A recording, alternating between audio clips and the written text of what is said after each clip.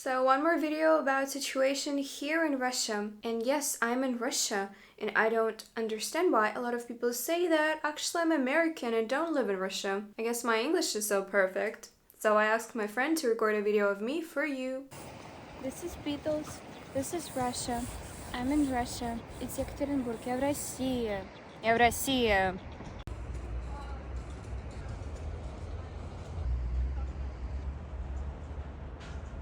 I hope that's enough, and I can also show you some Russian goods, like this sour cream with Russian text on it, and a cow, moo. I wanted to make a video about Russia outside. I even recorded some of it, but the weather was really cold, my hands were freezing, and I couldn't hold the camera.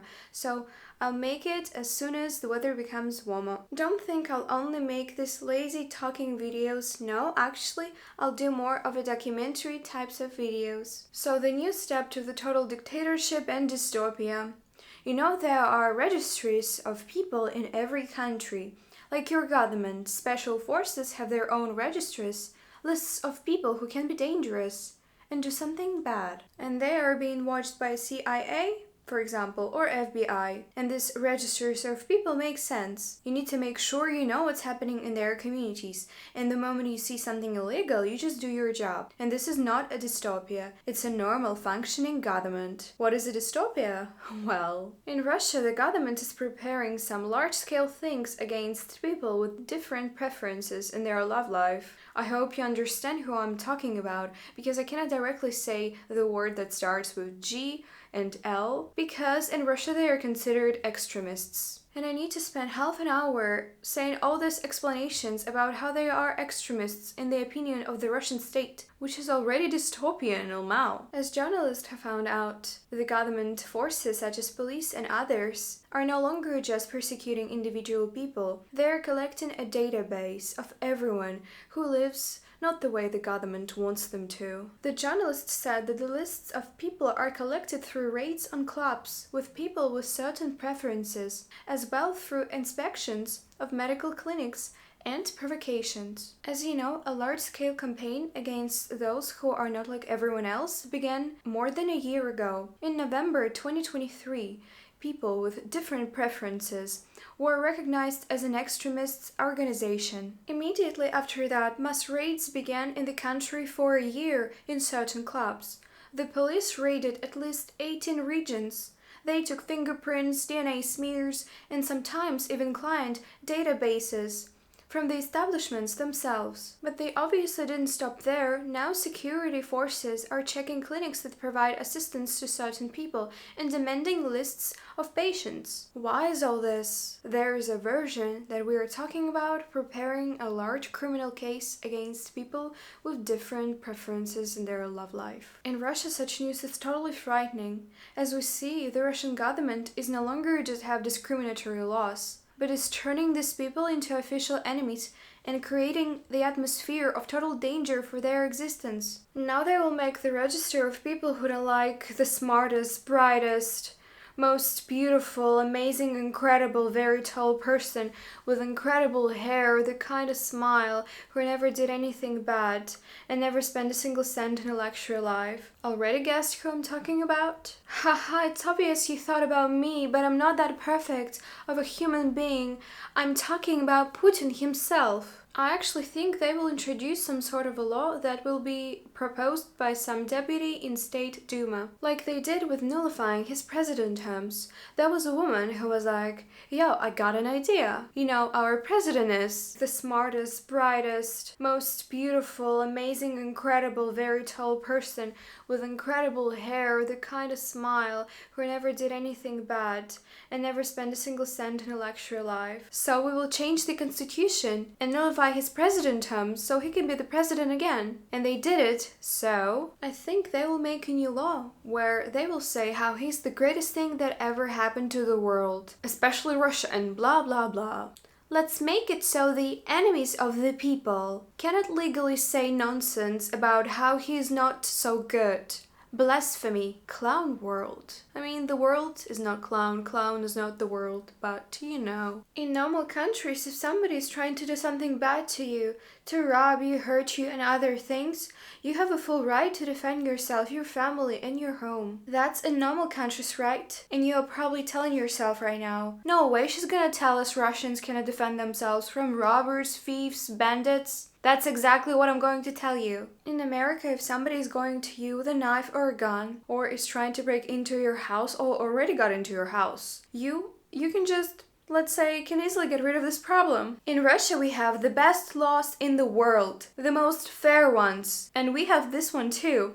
Exceeding the limits of necessary defense. Woohoo! Sounds amazing! This is a law which will put you in jail if a situation like this happens. A guy with a knife who obviously has bad intentions is coming after you, telling how he's going to do bad things to you. And if you take your gun and make some noise, you would obviously go to jail for about 10 years because of that law. If you are a Rambo and just take a stick and punch the guy before he attacks you, saving yourself and your loved ones, you will walk home completely free. No, you will have a chance to go to jail. And you know why? Because he didn't do any harm to you, but he did harm to him. Thus, zero damage to you, but you damaged somebody. That means that you exceeded the limits of necessary defense. And if you used a knife or a bat to defend yourself, it's 99% you'll go to jail because again, you exceeded the limits of blah blah blah, using cold steel arms and harming someone who didn't do any harm to you. The only reason you can use a knife to defend yourself from a knife attack is if you got hurt. And that means you can hurt the attacker too. And there are literally tons of news where, for example, father of 5 goes to jail because he accidentally removed from existence a meth head who broke into their apartment, swinging the knife, trying to steal money. And this, for example, in the Nizhny Novgorod region, a 70-year-old pensioner was sentenced to more than 5 years for accidental removal of existence of a drug addict who broke into children's camp. It happened last summer, when Pavel worked as a security guard at the Olympia children's camp. 40-year-old Andrei broke into the camp. Under the influence of drugs, he broke the gate, attacked the security guard with a broken glass bottle and a brick, and then he ran towards the children. Pavel tried to stop the attacker with a metal pipe. In the fight, he hit the drug addict, who then ran into the woods and got rid of his own existence from an overdose. The court found Pavel guilty of causing heavy physical injuries. The prosecutor asked for 8 years, but they gave him 5.5 years of strict regime. That's the news. Tell me what you think about it. I don't even know how this law exists and why. The news of a superpower country. There is a region called Lipetsk, and soon ordinary citizens will get something that will make their life a paradise. I hope it will happen, because for 2 years already, the Lipetsk region officials have been promising to install a bus stop. 2 years ago, a mother of many children asked the officials to build the bus stop, because she thinks it's unfair for school children to walk 1.5 kilometers or about 1 mile on foot in the field, which gets nasty during season change and impossible to cross during winter in the snow. They had to walk that long way to the bus stop, which has no bench, no anything, it's just a sign with nothing. The bus stop is an open field. The kids stand there in the wind, in the rain, in the snow. The bus sometimes is late, arrives at the wrong time, and they stand there freezing. I wonder if Tracker Carlson will tell about this in his new video or about the toilet box I talked in my previous video. If you haven't seen it, watch it. The officials always find their way to deny a new bus stop or delay it. It's either the road itself cannot handle the bus stop. What does that even mean? Or they need to wait a little more so the bigger city replaces their old bus stop and gives it away to smaller towns or villages, like they do with public transport. Moscow gets a new tram or a bus, and then the old, used one gives away to smaller city. Like smaller cities are some miserable unloved kids, and Moscow is a favorite one. May I ask you the question, but be honest, in your country, in some town, would it be possible for your government to delay the building of a new bus stop when they know that school children are freezing in the winter or rain? And if so, would they be replaced by new elections of the town officials? Here, no, because we cannot elect governors. Mr. President is electing them himself, because he knows better how ordinary people live here and what they actually need. He knows better than everyone else. When I was searching for more information about it, I found this article where people were complaining about the bus stop. It looks like this. As people write on social media, the bus stop where children are being picked up is terrifying in its appearance. The roof is torn off, the metal sheets are poorly secured. In addition, it doesn't even have a basic bench to sit on and wait for the bus. People are asking for help to solve this problem. You probably know that in Russia the prices are going up and upper, and everything will be more expensive. Why? I mean, everybody knows why, thanks to our strategist mastermind geopolitic megamind president, of course. But why exactly this time? Association of Russian automobile dealers said that there is a big deficit of trucks. And this time, it's because of a new tax by our lovely caring government, a new recycling fee tax. Since 1st October, this fee went up 85%. Chinese trucks went up in price, becoming a luxury thing, so truckers are increasing tariffs. What does it mean for us? It means that everything will go up in price again, thanks to our government. They increase the tax because the government loves nature so much, of course, as much as they love Black Sea, which is now polluted with fuel oil, because the government didn't want to buy modern ships that carry it. The government doesn't clean it, only volunteers do it, and one of them, a 17-year-old guy, sadly passed away while cleaning it because of intoxication. There are several possible causes why it happened, and one of them is this. It's the college's fault, which this guy attended. It's not proven yet, and probably will never be proven, because it's just random ordinary people versus the government college.